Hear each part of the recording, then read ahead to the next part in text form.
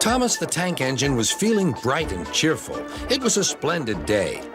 "Good morning," he whistled to some cows, but the cows didn't reply. "Never mind," said Thomas. "They're busy with their breakfast." Next, he saw Bertie. "Hello, Bertie. Care for a race today?"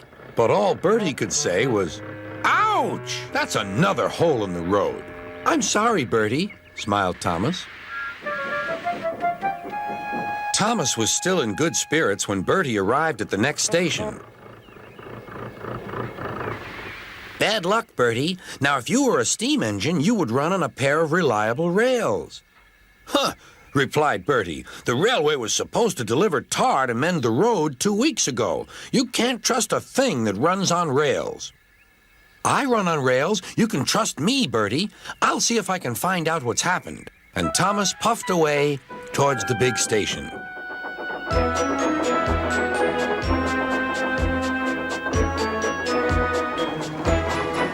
James was snorting about in the yard. "It's too bad," he grumbled. "Percy goes to work at the harbor and I do his job, here, there, and everywhere. Take that!" "Oh," groaned the freight cars, "just you wait. We'll show you." Gordon laughed. "I'll tell you what, James, if you pretended to be ill everywhere, you couldn't shunt freight cars here or go to the quarry there, could you?" "What a good idea," agreed James. "Look, here comes Thomas. I'll start pretending now." Thomas was sorry to see the engines looking miserable. "Cheer up," he puffed. "It's a beautiful day." "Yes," grumbled Gordon, "but not for James." "What's the matter?" asked Thomas. "He's sick," replied Gordon. "Yes, he is. I mean, I am," stuttered James. "I don't feel well at all." "Don't worry," said Thomas kindly. "I'll help out if you're ill."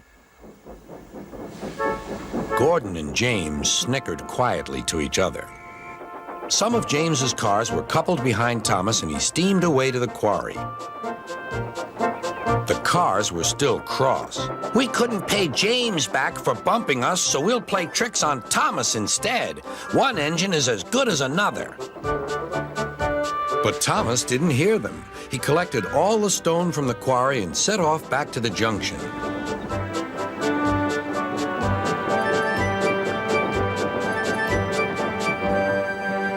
Danger lay ahead.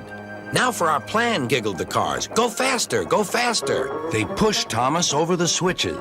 "Slow down," called Thomas's driver and applied the brakes.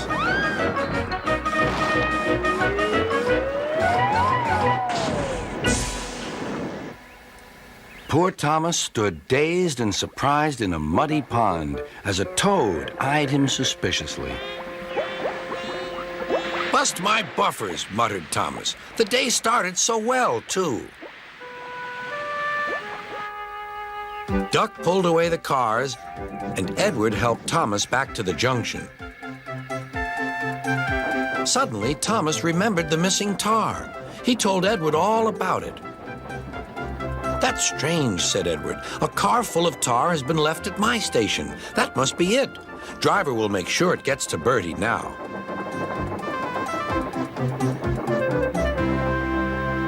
Later, James spoke to Thomas. "I'm sorry about your accident," he muttered, "and so is Gordon.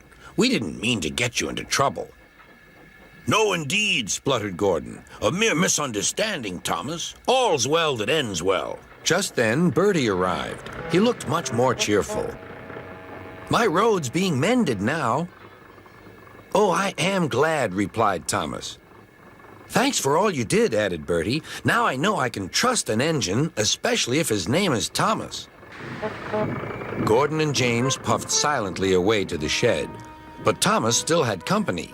"Well, well," he sighed, "what a day for surprises." The toad, who was looking forward to a ride home, noisily agreed.